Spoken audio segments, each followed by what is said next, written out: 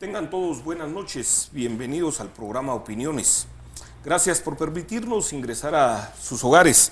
Les recuerdo que nos están sintonizando por nuestra imagen TV, que es reproducida por diversas cableras a lo largo del departamento de Quetzaltenango y a lo largo de otros departamentos. También estamos presentes en nuestro canal de YouTube, en nuestra imagen TV y en el Facebook Live. Quiero contarles que hoy es una noche especial. Nos encontramos con un personaje con mucha trayectoria, un verdadero trotamundos. Hoy está con nosotros el doctor Carlos Sabino. Es doctor en ciencias sociales, historiador y escritor, argentino de nacimiento. Argentino. Pero cuando estaba viendo tu historia, pues has vivido en Perú, Chile, Venezuela, pero has demostrado un cariño muy especial por Guatemala. Y prueba de ello es que, si podemos hacer aquí una ampliación, gracias, tengo acá los libros que has escrito sobre Guatemala. Ajá. O sea, el que nos presentas hoy no es el primero. Es el quinto, en realidad. Es el quinto. Excelente. Entonces, tenemos acá los libros, ya van a aparecer en nuestra pantalla, ya de mejor forma identificados, pero son 5 libros ya de historia de Guatemala. Eso quiere decir que, iniciando, te doy la palabra, eso quiere decir que tienes un cariño especial por Guatemala. ¿Qué pasó? Claro. Bueno, mira, el cariño es doble, diría yo. Por un lado, yo vivía en Venezuela y tuve la oportunidad de hacer un compromiso académico aquí con la Universidad Francisco Marroquín. Me gustó el país, me gustó la gente, me regresé a Venezuela, pero luego con todo esto de Chávez, bueno, fue necesario salir de aquel ambiente tan opresivo. Yo no soy perseguido político, pero realmente es un ambiente opresivo. A mí me encantó la gente, me encantó el país. Y cuando llegué aquí, ya a quedarme en firme, en 2004 más o menos, 2003... 15 años ya. Ya 15 años, ya van para 17 ahora. Algunos amigos me dijeron así a lo chapín, mira, ¿y vos por qué no estudiás un poco lo que pasó aquí con la guerrilla, que ya que conoces todo eso? Porque yo conozco mucho del ambiente aquel, hasta por la edad, ¿no? Y yo dije, bueno, mira, déjame ver, porque yo nunca he escrito libros de historia, nunca había escrito, siempre había metido historia social, historia económica en mis libros, allá en Venezuela, pero yo dije, y algunos me dijeron, mira, entrevistate a entrevistate al otro, te consigo que hables con no sé quién, que fue. Y ahí me atrapó la historia de Guatemala. Ah, qué interesante. Me atrapó la historia, un poco truculenta esa historia, asesinatos políticos, sí. Bueno, todo eso, pero me fascinó. Como yo conocí, lamentablemente muchos de mis entrevistados ya han fallecido porque pasaron 16 años, pero esa gente me ha contado cosas muy interesantes. ¿Quiénes fueron tus fuentes, por ejemplo? Cuéntanos. De esa gente, bueno, mira, yo he entrevistado a Leonel Cisniega Otero. Que pocos saben que estuvo muy activo en la Revolución del 44. Exactamente, era un muchachito, era un joven. Pero estuvo activo. Pero estuvo. He entrevistado a una hermana de Mario Sandoval Alarcón, Aida. He entrevistado a Benedicto Lucas, al Germán Chupina, al que a todo el mundo le tenía miedo, me decía. Por supuesto, sí. He entrevistado al sacerdote Falla, que estuvo muy metido en la guerrilla, que todavía anda en sus cosas. Total que era gente que me daba una información muy rica, muy profunda, así, muy vivencial. Y a mí me atrapó el país, realmente. Y también, aparte de Falla, has entrevistado a otros personajes de la izquierda. De la izquierda, sí, a César Montes, para decir uno, así el primero que me viene, a Palma Lau, que después pasó, digamos, salió de la izquierda, pero Palma Lau dirigía, era el segundo, tercero de la ORPA. Yo he entrevistado a guerrilleros que tenían armas en las manos, que no aparecen sus nombres, por supuesto, y a soldados que mataron guerrilleros, lo que era una guerra, ¿verdad? Sí, pues y te llenaste de información, y precisamente parte de esa información es la que nos trae hoy día a que tengamos esta charla. Hoy nos estás presentando este fantástico libro.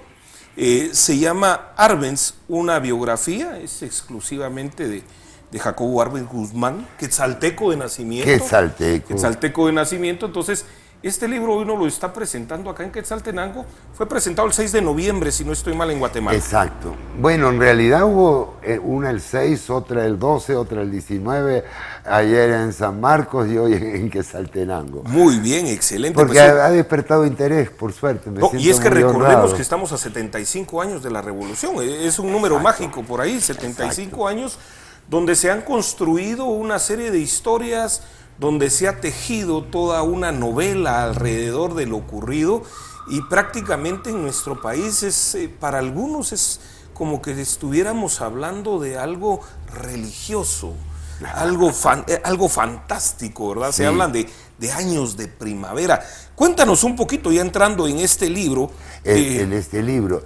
Bueno, mira, este libro es una biografía por una razón que tiene que ver directamente con Juan Jacobo Arbenz Guzmán, que él es un personaje que solo se lo toma como un ícono político. Correcto. Entonces, ¿era comunista? No era comunista. Lo derrocó la CIA, no, fue el pueblo.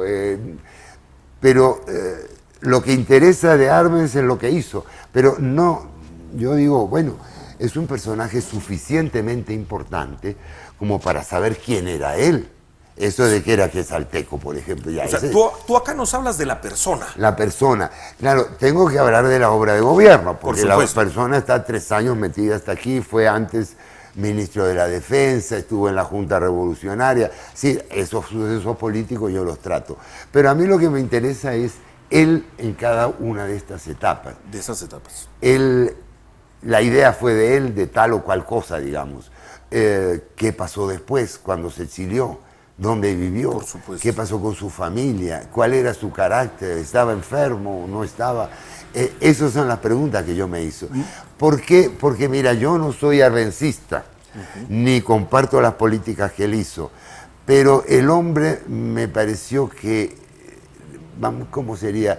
Que era necesario, que era justo estudiarlo a él, porque le han pasado por alto. Izquierda y derecha lo han pasado por alto.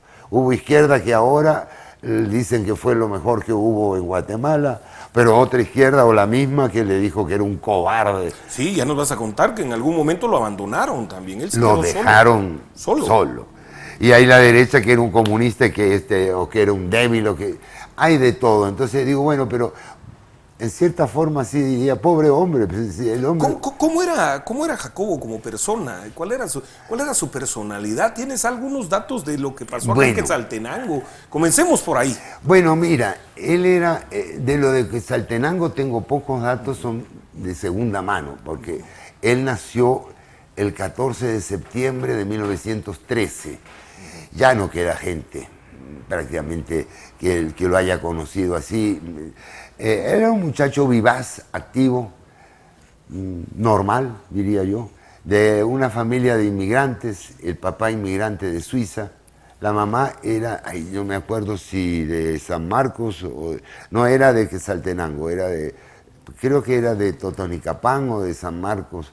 A ver, ahí lo tengo en el libro, pero ya se le pierde a uno algún dato. Sí, correcto. Sí, lo que se aparece después en él, y yo no sé si era así de muchacho, es que es un hombre reservado y callado, un hombre introvertido, un hombre, digamos así, taciturno, que habla poco, lo cual para mí fue un problema, porque no dejó nada escrito. No es el tipo de gente que hace un diario o que inunda de cartas a sus amigos, no hay nada. Por ahí tal vez solo la carta donde renuncia. Pero no la escribe él. Interesante. El problema es que sus discursos no los escribe él.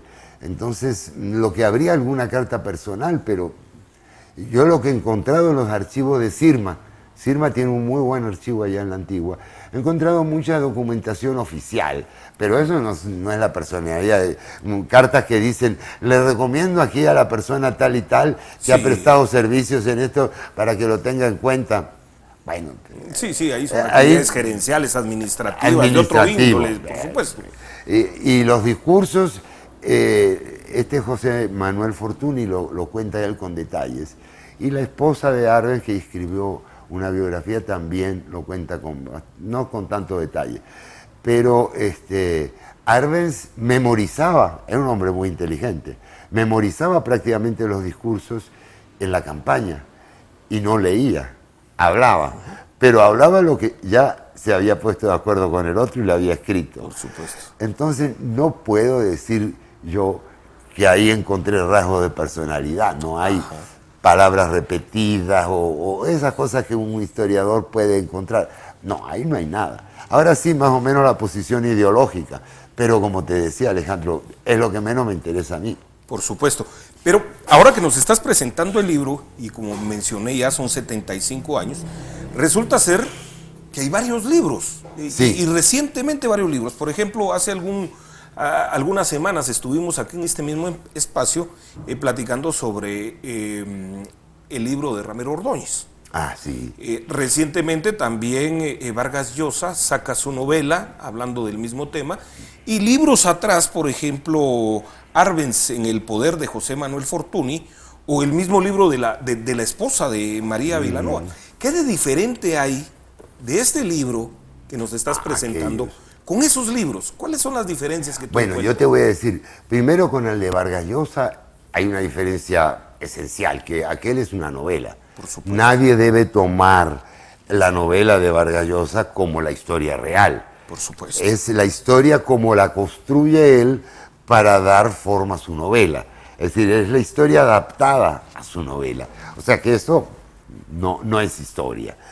Aunque sí toma datos, pero él hace lo que hacen muchos historiadores. Por ejemplo, un problema que se produjo en 1900, a ver si no quiero mentir con la fecha, pero en 1982, por ejemplo, hay un problema de éxodo masivo durante la época de la guerrilla. Salen miles de guatemaltecos indígenas, salen a México y otros lugares, sobre todo a México. Él lo sitúa en el 54. Claro, no es verdad histórica. Otro contexto, otra realidad, otras causas. Pero le cuadra a él para decir que con la reforma agraria pasó eso. No pasó eso con la reforma agraria. Bueno, o sea que ahí hay una cosa distinta. Lo de María Vilanova, lo de Fortuny. Lo de Fortuny. Y otro más que es muy importante, de Carlos Manuel Pellicer, el antigüeño, son autobiografías o biografías. Entonces, ese relato histórico pero subjetivo. Cómo lo vio Fortuny, cómo lo vio cómo lo vio otro.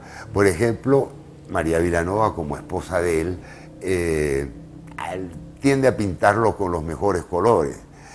Fortuny lo pinta bien, son gente que lo ha querido, lo mismo que Pellicer, o sea, no son detractores de Arbenz, pero Nunca se va a encontrar en esos libros los 2 meses previos al derrocamiento, por ejemplo, lo que vivió el país en ese entonces. No se encuentra mucho ahí. En el de Fortuny sí se encuentra. Sí hay datos, hay un libro de Dubois, también un coronel que fue miembro de la Junta, ahí está el libro de Piero Gleijeses. Yo mucho de eso lo estudié y lo organicé y lo presenté en Guatemala la historia silenciada, que es un libro de historia general, muy parecido al de Ramiro Ordóñez, Un sueño de primavera. Nos quedamos en eso, vamos a ir a un corte. Muchas gracias por estar con nosotros. Les comento que seguimos en la presentación de este fantástico libro. Regresamos. Va.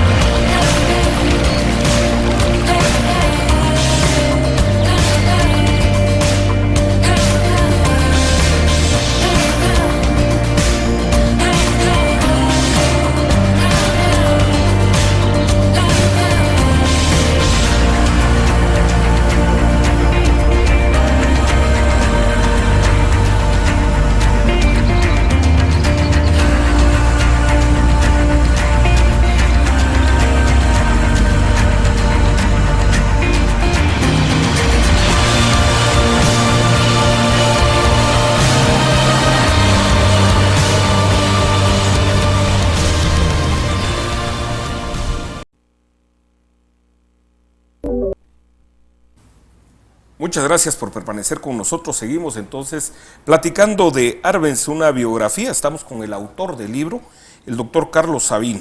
Carlos, nos quedamos entonces con la diferencia de los libros, pero entremos ya a platicar de Jacobo Arbenz previo a ese movimiento del 44. ¿Qué estaba haciendo Arbenz previo a que se diera toda esta situación? Bueno, algunos dicen que estaba en el retiro, otros que no. ¿Qué estaba haciendo? No, fíjate, él estaba en la Politécnica. Su destino era la Politécnica, daba clases ahí, lo apreciaba mucho. Un hombre un poco así nervioso, pero que sabía de muchos temas, tenía una buena mentalidad para lo que es matemática, física y ese tipo de cosas. Se interesaba un poquito de la historia, pero no demasiado. Como las materias que se dan en la Politécnica. Ahí, por ejemplo, hay dos testimonios de los que acabamos de mencionar que hablan de cómo era él dando clases. Estaba como docente en la Politécnica. Él estaba como docente y tenía un cargo administrativo, no era el director, pero tenía un cargo administrativo ahí, director de una compañía o una parte de la Politécnica. Él era un muchacho que ese era su destino más interesante, ya no era tan muchacho, ya tenía 25 o 28 años, su grado era en ese momento de teniente. Y después, estando en la Politécnica, lo ascienden a capitán. Él viene de una familia, diríamos que llamaríamos así clase media. Su papá farmacéutico, tenía la farmacia con un señor Jaramillo, aquí en Quetzaltenango. Pero él sufre varios traumas, digamos así, que no repercuten en su personalidad, que yo sepa. Primer trauma, el papá tiene una afección, unos dolores, y empieza a tomar morfina. Mucha gente dice que Arbenz era el presidente, que era morfinómano, pero yo no encontré ningún dato. Los estudiantes lo acusaban de eso. En la famosa revista que sacaba en la huelga de Dolores, sí, decían el Mr. Cocaína, algo así lo llamaban. Pero bueno, pero eso no está documentado. Ahora, el papá entra en una especie de cono de sombra, la farmacia quiebra, él se tiene que ir. Es decir, la familia empieza un proceso de declive económico. Y él es así que entra en la Politécnica. El papá luego se suicida. Y estando ahí, ya graduado de la Politécnica, se suicida una de sus hermanas. Total que él queda un poco solo, con su sueldo de subteniente, pero fíjate las vueltas que da la vida, a todo el mundo le dan. Se enamora con María Vilanova, que es todo lo contrario, es una salvadoreña, hija de una familia bastante rica, con mucho apellido y mucha tradición allá en El Salvador. Tiene un tío obispo, lo cual no cualquiera tiene un tío que es obispo. Y se enamoran y se casan, peleando ella con toda su familia, porque para aquellos salvadoreños, para los Vilanova, este es un oficialito pobre ahí de Guatemala. ¿Cómo hace eso de la niña que tiene? Pero ella es una rebelde. Entonces él cambia de ambiente, se dedica a practicar equitación en sus horas libres, francas, hace polo, un deporte ya, vamos a decir, que requiere ciertos medios, entra a otro nivel, y yo diría que hasta ahí es un hombre tranquilo y feliz, por lo que yo sé. Alguna gente que lo conoció decía, que lo conoció pero siendo él mayor que esta gente, decía, bueno, él tenía su carácter también. Parece que ya le gustaba bastante los highballitos, como le llamaban a la bebida, digamos, al highball con whisky. Pero en fin, él está tranquilo ahí. Pero él es amigo de Jorge Toriello. El empresario. El empresario. Un hombre, yo no lo pongo muy bien ahí, pero un hombre más rico, que era más rico de lo que yo imaginaba. O sea, tenían bastantes terrenos allá en la ciudad de Guatemala. Y se empiezan a vincular con ideas de cambio, a oponerse en ideas a la dictadura de Ubico. Y estamos en el ambiente del final de la Segunda Guerra Mundial. Y en ese ambiente Ubico queda como algo anacrónico, es de los años 30, digamos. Ahora democracia, libertad y qué sé yo, eso es lo que se plantea. Pero él no hace nada ahí hasta que se producen las manifestaciones de junio que llevan a la renuncia de don Jorge Ubico. Ahí va con Jorge Toyello, van a la Asamblea Nacional a ver qué presidente provisional se va a elegir. En esa época existía el sistema de designados, pero esa sesión es interrumpida, es bloqueada por Federico Poncebaides, que era uno de los generales que asumió el poder transitoriamente cuando Ubico renuncia. Poncebaides agarra la presidencia provisional y ahí él sufre, como diríamos yo, la primera crisis política o existencial quizá, porque él dice que le da pena, le da vergüenza estar en un ejército que hace esas cosas, y Sás pide la baja. Ah, bueno, ahí es cuando él pide su baja. Entonces. Él pide la baja una semana después de la renuncia. Y me de imagino Ubico. que eso fue algo de que también llamó la atención de quienes estaban en contra de esos procesos, y de ahí se comienza a gestar el liderazgo que de alguna forma él tuvo. Él no tuvo mucho liderazgo realmente. Él es, y yo pongo en el capítulo, lo llamo el conspirador. No, él, ahí déjame ver cómo se llamaba, pero él... Creo que hay, porque él tiene dos épocas así. El revolucionario. Él actúa ahí como un verdadero revolucionario. Él es un revolucionario del 44. Y ojo, esto es importante que mis oyentes lo sepan esta noche. En el 44 no toda la gente es de izquierda. Hay gente que diríamos más de centro derecha. Y él no es muy de izquierda. Y aunque ya con su esposa tienen amigos de izquierda, han leído el Manifiesto Comunista, otros libros. O sea que aparentemente no sabemos cuál es su pensamiento, porque él es un militar. Los militares, salvo que haya excepciones, no escriben. El militar es un hombre enfocado su vida de otra manera. En su carrera militar. En su carrera militar. Y él como militar fue muy bueno. No sé. Pero el mundo estaba cambiando. Afuera estaban ocurriendo muchas cosas. Sí estábamos era una etapa donde las dictaduras era casi lo general. Claro, en los años 30 Ubico no era una excepción. No era una excepción. Había 8 o 10 democracias en todo el planeta, nada más. Ubico era uno de los tantos dictadores que había unos peores que otros, unos comunistas y otros nazis, pero otros conservadores, otros mal. Pero Ubico era, ahora ya en el 44 no.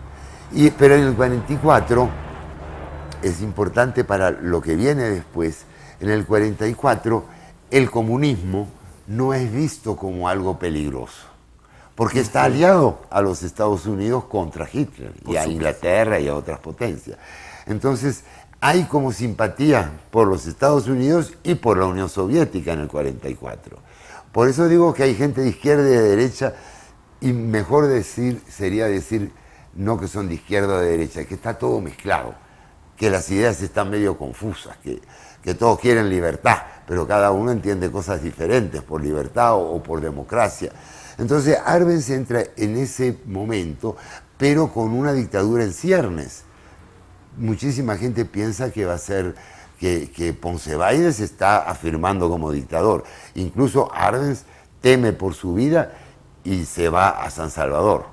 Ya hay que aclarar que... en esos 2-3 meses, más o menos. Sí, en agosto, exactamente. En agosto se va él a El Salvador. Se va a El Salvador, ya no está peleado con sus suegros, porque como ha nacido su primera hija, Arabela, bueno, eso facilita... ¿Y es la del desenlace fatal? Sí, es la misma. Ah, bueno. No nos desviemos, pero solo quería saber. No, es bueno que se sepa de una vez, se suicida Arabela, de joven, de los 20 y tantos años. Era artista, si no estoy mal. Era artista. Tenía una figura, mira, ¿puedes mostrar? Sí, por tenía favor. una figura imponente, era modelo, pero bueno, ¿qué modelo? Sí, yo creo que vivía en México, si no estoy mal, ¿verdad? Vivía en sí, México. Sí. Mira qué linda chica. Imagen ahí interesante, ahí yo creo que no nos van a poder hacer el acercamiento, pero para eso está, hay que comprar el libro porque hay fotos muy buenas. Hay fotos muy buenas, sí. Excelente. Bueno, pero entonces él se va a El Salvador. Él conspira con algunos otros que se van a El Salvador, regresa y hay una conspiración en marcha en el ejército. El 19 día de octubre. Sí, claro, la conspiración empieza antes. Antes. y están los estudiantes conspirando, pero no logran cuajar ninguna acción. Y Ponce empieza a mandar al exilio a alguna gente, a meter presa a algunas otras también. O sea que la cosa de la dictadura parecería bastante probable.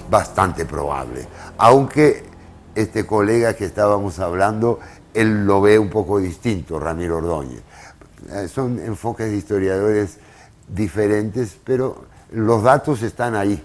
En general, eso yo le digo a las personas que se interesan en estos temas. Busquen los datos. Por supuesto. Si hay una proclama que dice algo, bueno, ahí están las ideas. Busquen qué apareció en el diario, las cosas reales, porque sobre eso cada quien construye su opinión. Bueno, mi opinión es que Arbenz es uno de los principales conspiradores, no el principal. El principal es Carlos Aldana Sandoval, un coronel que moviliza y contacta. Pero hubo un altercado ahí donde donde Arana, subalternos, un asesinato a lo interno, ¿o no? No, eso es después. Eso es después. Bueno, nos quedamos con eso. Fantástico. Muy complicada es esta historia. Muy complicada la historia. Vamos a ir a un corte y regresamos. Muchas gracias por estar con nosotros.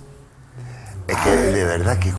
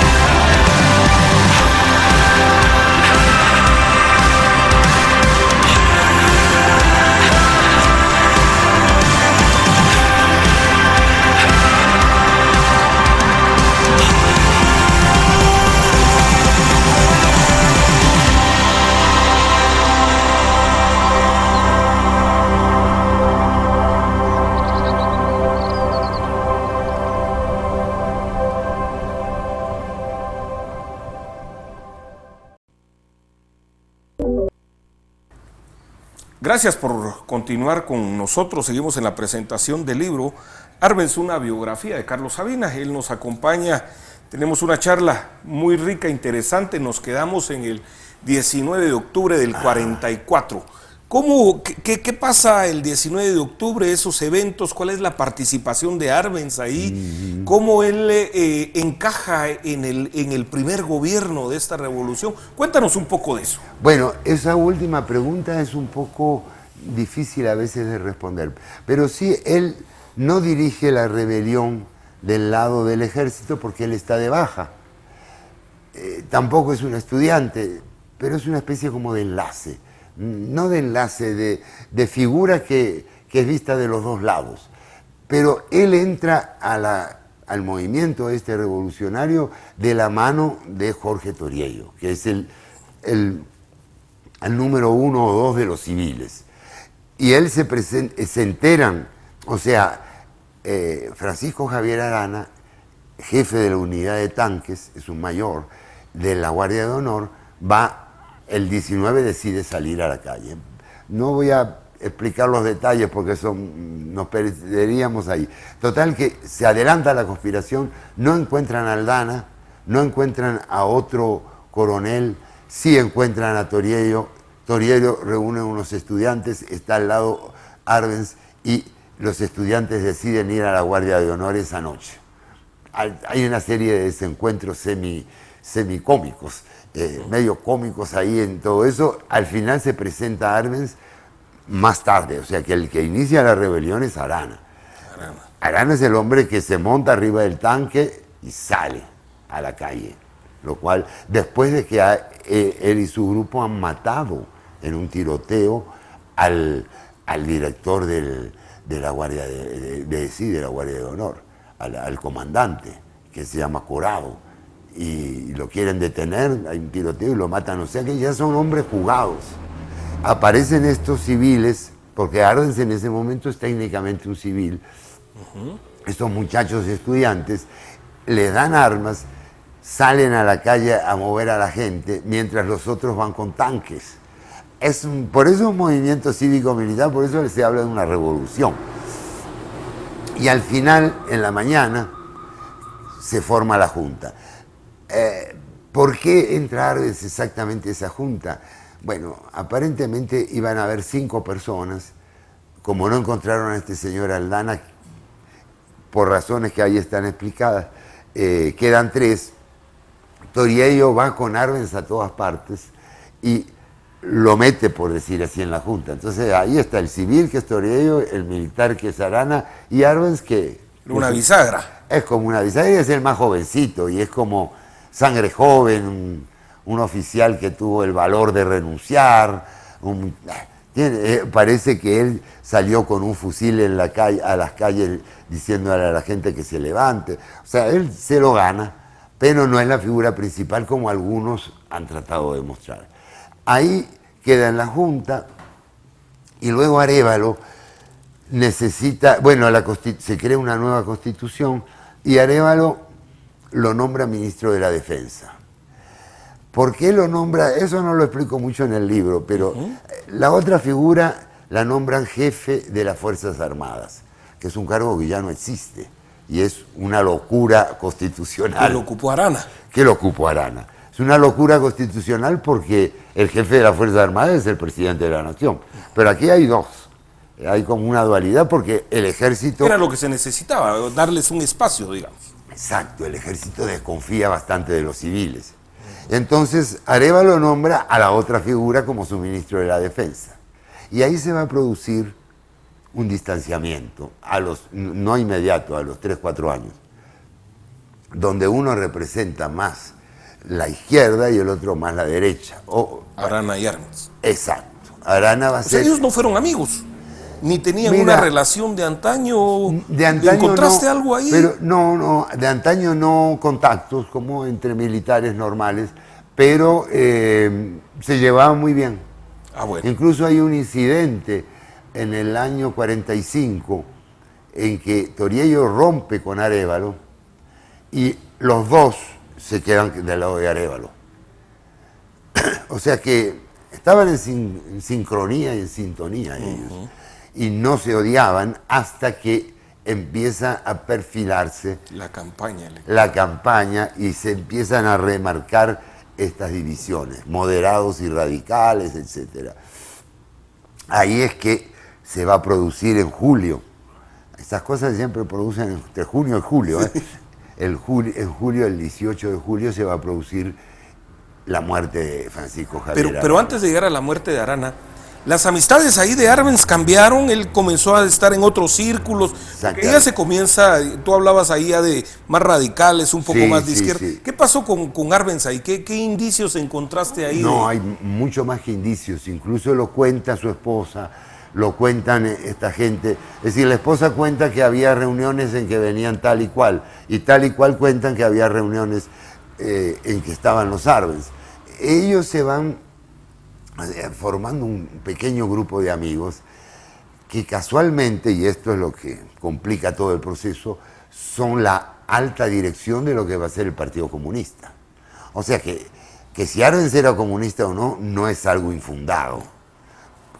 El que le escribía los discursos... La familia Arbenz era la encargada de traer a los dirigentes, porque vinieron de México, vinieron de Rusia, vinieron de Cuba, venían de muchos lugares. Ahí tenía mucha influencia María Vilanova.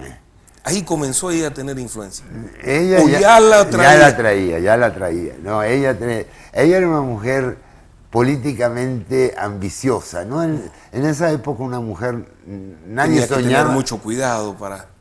Claro, nadie soñaba que una mujer pudiera ser presidente. Y además el ejército era de puros hombres. Estamos en otro mundo. Yo creo que cuando uno lee el libro de historia debe darse cuenta de eso. Recién el voto a la mujer recién empieza en esa época. Y a la mujer alfabeta, que es de la Constitución del 45. O sea, la mujer está muy relegada en la vida política. Ahí hay una diferencia con lo que dice Ordóñez, porque Ordóñez, recuerdo yo que él dice que lo que se le dio a la mujer fue la ciudadanía, pero no el derecho a voto, ¿o sí? Sí, yo creo que se dio el derecho a voto. Se dio el derecho a voto, está en la Constitución, ¿eh? Ah, bueno. A la mujer alfabeta, ¿eh? A la mujer alfabeta. A la analfabeta creo que no se le dio todavía. No, la mujer analfabeta no.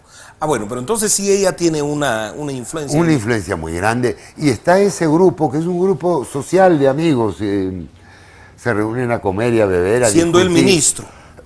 Siendo el ministro. Y hay algunos indicios de, como ministro, de lo que él pensaba, de su ideología y de lo que estaba él viviendo. ¿Encontraste algo por ahí? No, como ministro no, porque realmente el ministro de la Defensa quedaba un poco opacado administrativa y políticamente con el jefe de las Fuerzas Armadas. Pero sí lo que se nota es que él se va rodeando de un tipo de gente y Arana de otro tipo de gente. Ah, bueno. Entonces, Arana lo califican de reaccionario. Arana, nadie puede negar que Arana era un revolucionario, porque caramba, él se montó arriba del tanque y salió a la calle. Hay que tener valor para hacer eso. Pero dio el espacio para que un civil ocupara la presidencia, porque Ponce lo quiso arrebatar. O sea, sí tenemos claro que era un revolucionario. Pero él no era muy tolerante, o por lo menos no tenía pena en reunirse con figuras del viejo liberalismo, figuras más centristas, figuras de izquierda. O sea, él tenía un abanico más amplio. Por eso yo lo califico como un moderado, no como un derechista. Pero Arbenz está en el otro grupo. Sí, pues, hay varios partidos ahí, pero el disciplinado, el fuerte, que se va organizando en esos años es el PGT, Partido Guatemalteco del Trabajo, oficialmente comunista. Y ahí está Fortuny, Pellecer, Víctor Manuel Gutiérrez, Silva Jonama y otros que son amigos de los Arbenz. Se reúnen en la casa, se ponen a escuchar música, toman sus highbolitos, hablan de todo, pero seguramente de política. Seguramente. En la casa del ministro, ¿verdad? ¿De qué vas a hablar? Total que ahí se perfila eso, se produce el terrible incidente, muere Arana. ¿Qué encontraste de ese incidente? Ay, no. ¿Sí lo vio Arbenz? Sí lo vio. Sí lo vio, él estaba... Mira, ahí lo único que no me queda claro, ahí hay varios autores intelectuales de toda esa trama. Ahora, ¿quién es el que...? Hay alguien que yo creo que decide matar a Arana. No creo que sea Arbenz. Yo pienso, pero esto ya... El que lo lea saque sus conclusiones. Pienso que es un señor ministro de Gobernación que se llama Charnoz MacDonald. Augusto Charnoz MacDonald. Pienso que es el que tenía más, el carácter más apropiado, pero a lo mejor no es él. O a lo mejor no hubo una cabeza central. Pero sí hay un plan para sacar a Arana del país. Sí. Y yo estoy seguro que hay 3 o 4 que piensan que nada de sacarlo del país, lo matamos y se acabó. Porque el incidente de la muerte de Arana es realmente muy, muy malo para Arana. Es decir, es una emboscada en la que él no puede salir. Ahí lo tengo bastante detallado. Sí, te cuento algo. Yo tuve la oportunidad de platicar con alguien que falleció hace un par de años, que iba en el convoy con Arana y él estuvo, a ellos se los llevaron después al Petén. Los tuvieron como 6, 8 meses ahí, en lo que todo calmaba, pero bueno, esa es otra historia. Ese no lo sabía yo. No lo sabías, interesante. Bueno, muchas gracias, seguimos comentando el libro, regresamos en unos minutos.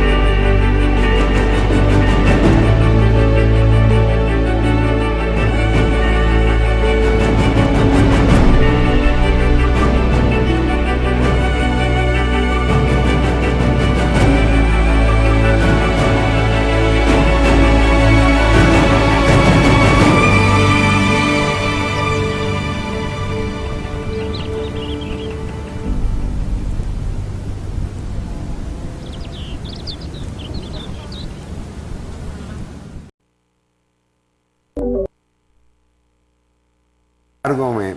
No, vamos. Muchas gracias. Continuamos entonces con esta fantástica charla. Lastimosamente ustedes desde su casa no pueden estar con nosotros en estos intermedios porque si ustedes supieran las pláticas que estamos teniendo alrededor, pues resultan igual de fantásticas que lo que estamos tratando. Pero nos quedamos entonces en el evento Muere Arana. ¿Cómo será el proceso de elección? El proceso de elección, Bueno, que fue atípico también. Es un proceso bastante poco transparente en muchas cosas, realmente. No es el caso de Arbenz, y también el de Arévalo. El ejército es el que acarrea gente, para hablar la terminología moderna, de las aldeas a los centros de votación. Mucha de esa gente es analfabeta, vota de viva voz. De viva voz. Y con los militares enfrente, con los y de las militares fincas enfrente. administradas por los militares que habían quitado a los alemanes, por ejemplo. O sea que hay... Y en este caso, Jorge García Granados y Dígora Fuente, que son los principales oponentes a la candidatura de Arbenz, están prófugos, porque los acusan de complicidad con no sé qué complot. Castillo Armas ha tratado de tomar la base de la Aurora. O sea que el ambiente no es ningún mar de aceite, es complicado. ¿Verdad? No, estábamos en primavera. No, eso ya es bien otoñal el tema. Otoñal, vientos otoñales. Y Arbenz incluso pierde con Idígoras en la capital del país. O sea que realmente es el control que tiene. Arbenz... Se pierde la capital la pierde. pierde. Sí, se pierde. Arbenz. Aquí yo pongo, no sé si está ese dato exacto, pero aquí en el libro tengo la fotografía del resumen de la elección, mecanografiado como se hacía en esos tiempos. Qué interesante. Tengo mucho material original realmente aquí, material que no ha salido porque la gente no se preocupaba de Arbenz, se preocupaba de si era comunista o no era comunista, de si era un grandioso reformador o era un triste títere. Pero ese no es el punto es que existió como persona, ganó unas elecciones, cómo fue lo que recibió él, cómo se llamaba el partido, el grupo, todo eso está ahí con fotos.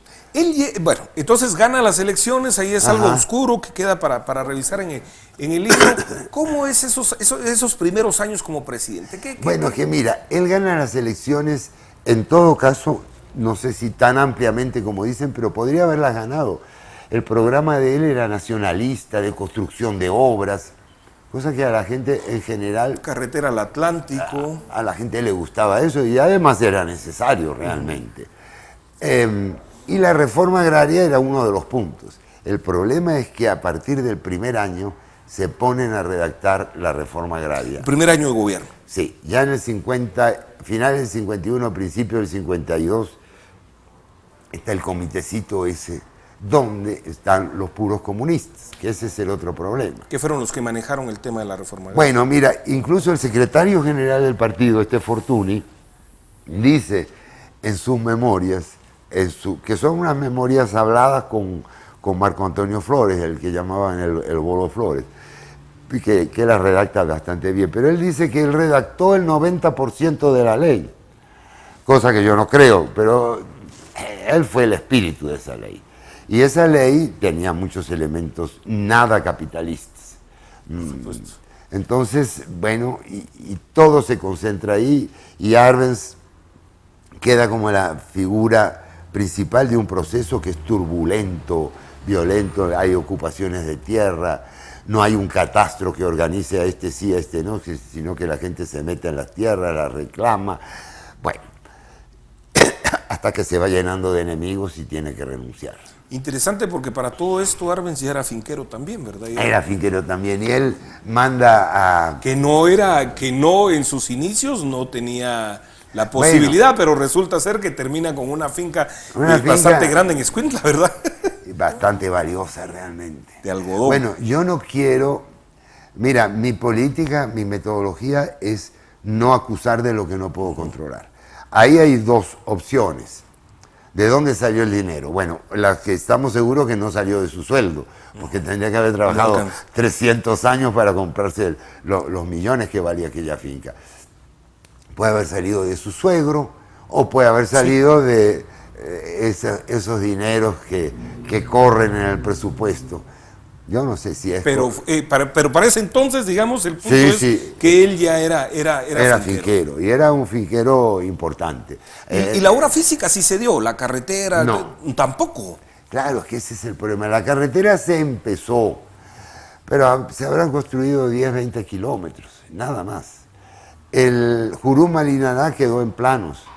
El puerto Santo Tomás de Castilla se empezó a hacer, pero nada se concretó, porque todo el esfuerzo se iba a lo de la reforma agraria, que ese es uno de los puntos que lo indican a él como manejado por los comunistas.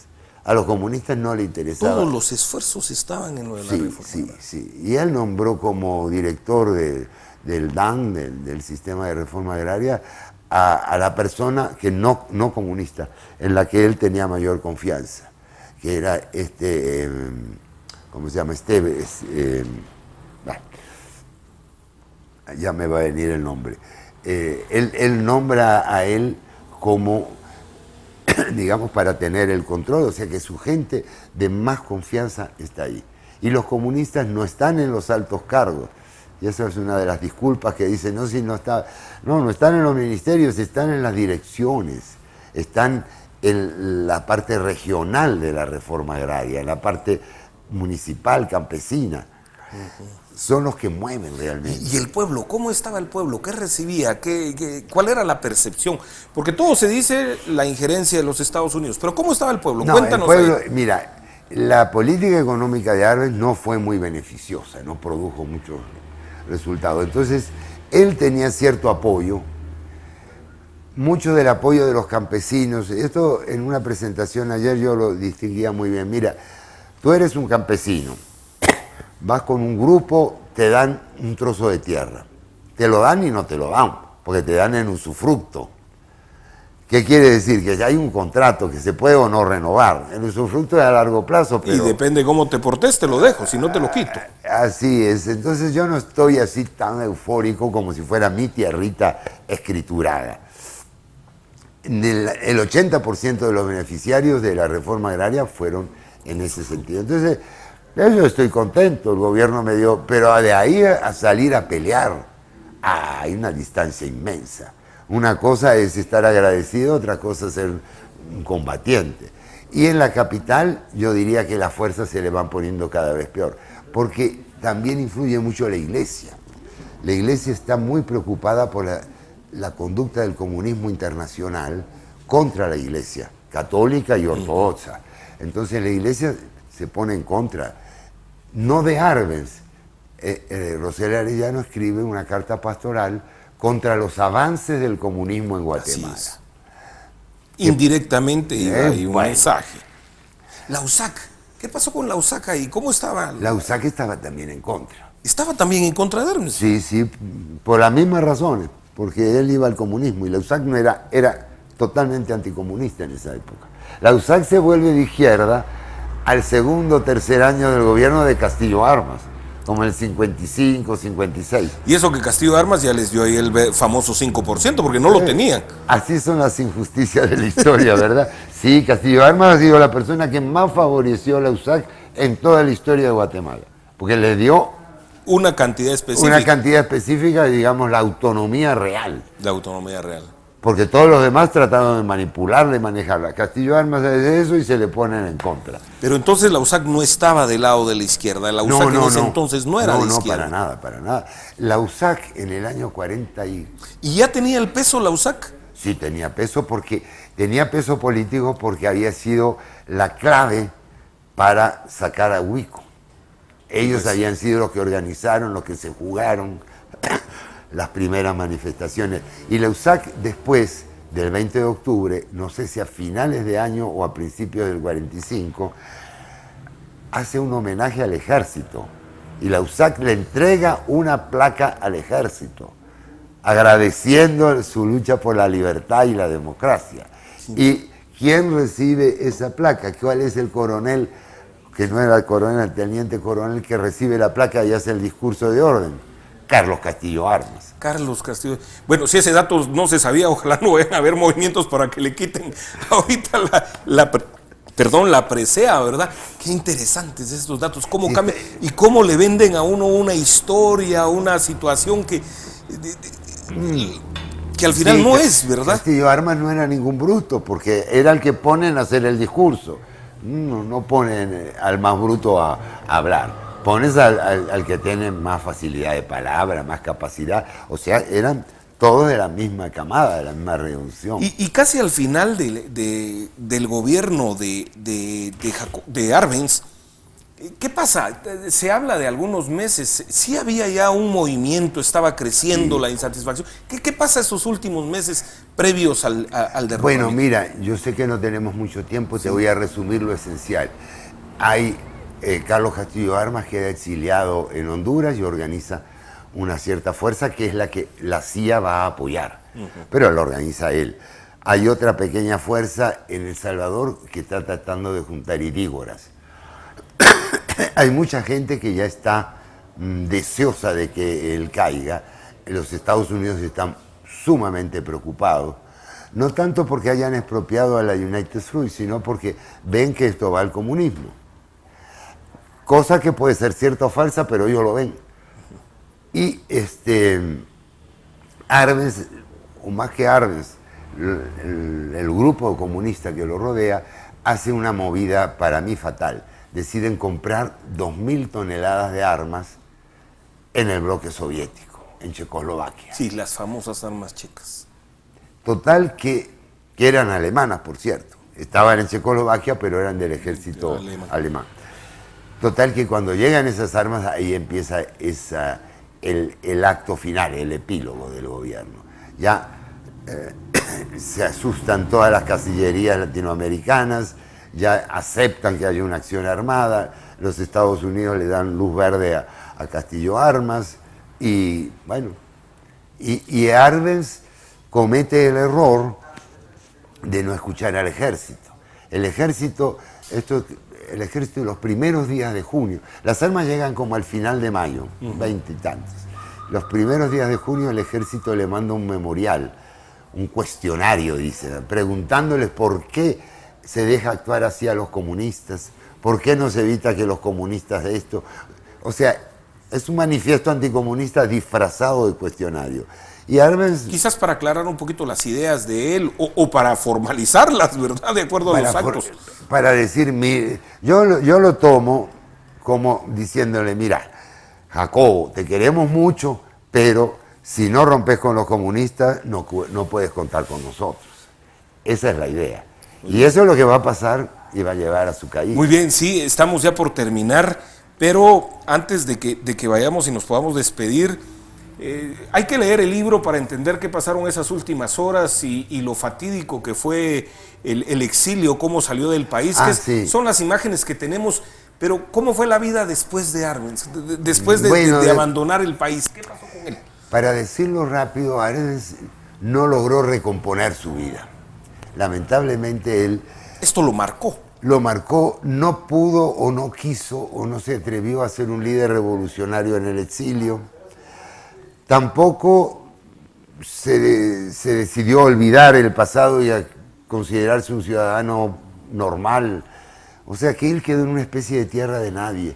Sufrió mucho. La foto de abajo es de sus últimos meses. Un hombre acabado. De país en país. Sí, él era procomunista o comunista, pero no se adaptó al comunismo real. Se fue a Francia, pero volvió a la tierra de sus antepasados, se fue a México, se fue a Cuba, en la Cuba ya castrista, que lo trataron de lo peor. Y el hombre prácticamente derrotado, muy alejado ya de su esposa, una hija suicidada, todo en contra, prácticamente se suicida. Hay una anécdota ahí que, no sé si tú la cuentas en el libro, que le piden a Arbenz que le vaya a prender un cigarrillo a Fidel Castro, y esto lo ven como un acto de humillación. Dice que... La anécdota no la cuento, pero sí es real. Sí es real. Sí es real. Bueno, te voy a decir, el lector que espere cosas así muy dramáticas, yo trato de no ponerlas. Sí, lo humillaron. Ahora, lo del prender el puro no estoy seguro, no hay foto, bueno, que en las últimas semanas del gobierno de Arbenz hubo torturas, hubo fusilamientos. Acá en el país. Aquí en el país. Lo hizo su gente. Ahora, yo no detallo mucho eso porque hasta qué punto Jacobo dio la orden o no, o fue cosa... Es decir, las aristas más sangrientas yo las trato de aplacar un poco. Tampoco entro en detalles en la infidelidad que tuvo la mujer con él. Exactamente, el tema del famoso Bueno, cubano. ahí el mismo Vargas Llosa me elogia por la delicadeza con que trato el tema. Muy bien, Carlos, qué interesante, qué rica la charla que hemos tenido. Tienes los últimos segundos ahí para despedirte de las personas que nos están recibiendo en sus hogares. Básicamente yo lo que quiero es agradecer las gentilezas que han tenido la gente conmigo, el trato cordial, la amistad que he recibido aquí en Guatemala, que me ha hecho profundizar en la historia. Creo que soy de los que más ha escrito de la historia de Guatemala, pero porque me gusta, me interesa y la verdad pienso seguir haciéndolo. Así que muchas gracias a todos. Bueno, pues antes de despedirme, quiero agradecerte también que hayas tenido el tiempo de estar con nosotros. Ha sido una charla fantástica.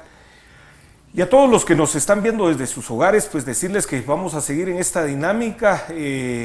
Muchas gracias por habernos acompañado y tengan ustedes muy buena noche. Gracias. Gracias.